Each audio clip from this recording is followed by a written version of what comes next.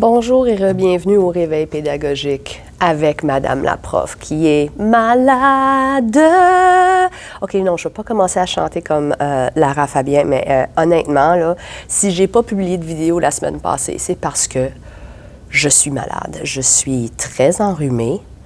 Je me suis testée, je pense, 3 fois pour savoir si c'était la COVID. Non, ce n'est pas la COVID. C'est un bon vieux rhume d'antan.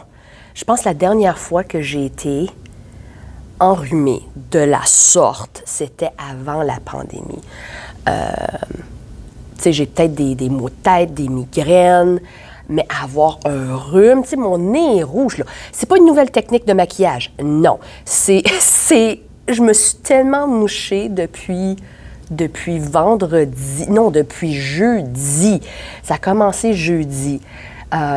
Puis tôt, très tôt, 1h du matin, vendredi matin, je me réveille. Pourquoi est-ce que ma joue est mouillée? C'est-tu ma bave? Non! C'est mon nez. Alors, même après m'être mouchée, je n'arrivais pas à respirer. Donc, j'ai pris la journée de congé. Puis soyons clairs, moi, je suis la genre de personne qui utilise ces journées de maladie. Les journées de maladie sont là pour ça. Quand on est malade, on ne se force pas. On ne va pas dire « I'm giving the old college try ». Non! Utilise tes journées de maladie. Tes journées de maladie sont là pour toi. Puis, il y en a, là, je sais, qui ne prennent aucune journée de maladie, puis pour une variété de raisons. Peut-être c'est un flex très bizarre, comme « Yeah, j'ai jamais été malade ». Bravo, bravo, jeune homme, madame, t'as jamais été malade, félicitations.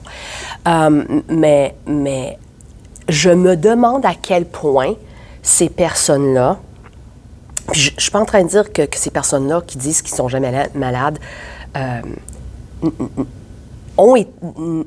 sont en train de mentir, mais je pense que ce que je me demande, là, puis si je suis pas claire, c'est parce que je suis encore un peu congestionnée, est-ce qu'ils se sont convaincus qu'ils n'étaient jamais malades ou honnêtement n'ont jamais été malades? Il y en a qui ont une constitution hyper forte, bravo, félicitations. Moi, je suis pas ce genre de personne-là. Tu sais, un vent passe de travers, puis je suis malade. Non, pas à ce point-là, mais il y en a qui sont très en santé, bravo, félicitations, et peuvent accumuler ces jours. Ben, je ne veux pas dire accumuler, mais peuvent monnayer ces journées-là à la fin de l'année. Et il y en a d'autres qui, peut-être, se disent « c'est juste un nez bouché, c'est juste un mal de tête, c'est juste une douleur dans le dos ». C'est pas bon de faire ça. Il y a quelques années, j'ai pris un congé de maladie pour trouble d'adaptation anxio-dépressif qui a duré 6 semaines. Puis à mon retour, je vais résumer un peu, mais à mon retour, j'avais l'impression qu'on déplorait mon départ, que j'avais abandonné l'équipe, que j'avais négligé mes fonctions. Pas de tous mes collègues, mais quelques personnes. Et j'en ai parlé avec mon directeur régional, un homme formidable, David.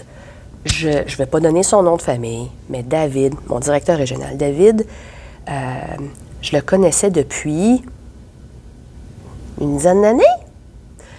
Puis, on s'entendait très bien et c'était un homme qui avait beaucoup d'expérience en éducation, avait été enseignant, avait été directeur et là, directeur régional. Maintenant, je pense qu'il travaille pour le ministère. Et je lui ai demandé si il fallait ignorer les bobos pour être là pour l'équipe, parce que l'équipe a besoin de toi. Puis il m'a dit, si tu veux être là à long terme pour ton équipe, il faut que tu t'occupes de toi et de ta santé en premier. si tu veux être là de façon continue, à long terme, soigne-toi en premier.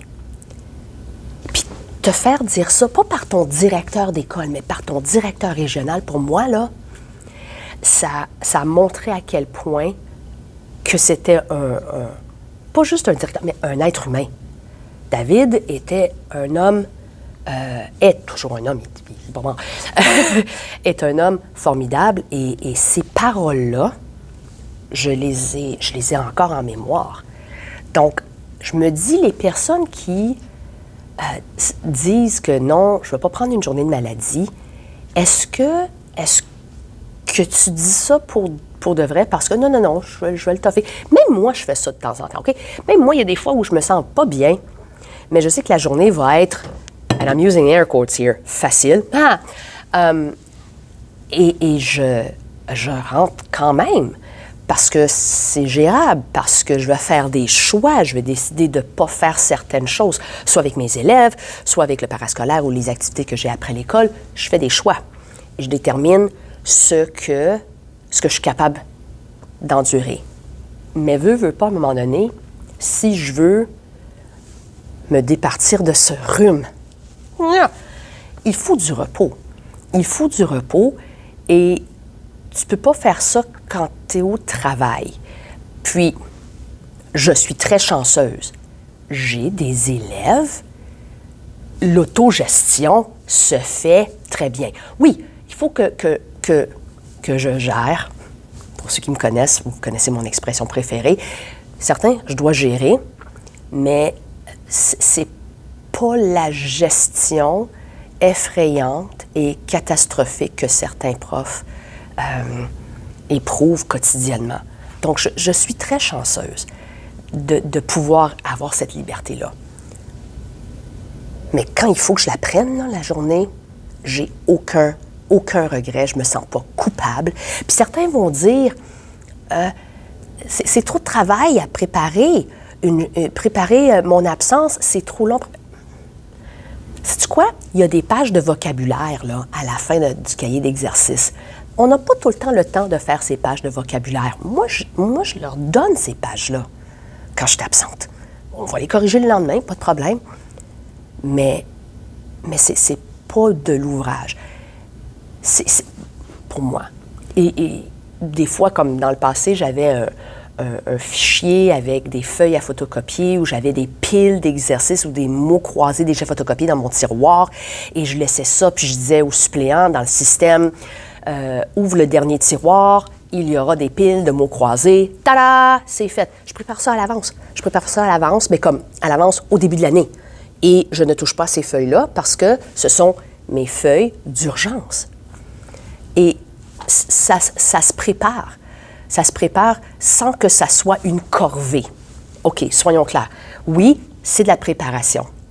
Mais ce n'est pas une préparation qui est tellement intense que ça va gruger du temps à ton horaire. Ça ne va pas prendre comme une journée au complet de plein. Non. C'est 3 ou 4 mots croisés, pas des mots cachés, des mots croisés, on fait réfléchir. Des mots croisés, des feuilles de vocabulaire, quelques exercices de grammaire, puis peut-être 1 ou 2 textes faciles, langue seconde, avec des questions, tada, petit travail supplémentaire. Et c'est fait. C'est fait. Donc, je ne sais pas comment vous percevez vos journées de maladie, mais moi, je les prends.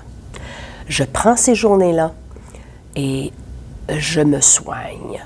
Et je pense que c'est important de garder ça en tête si on veut rester prof pour longtemps.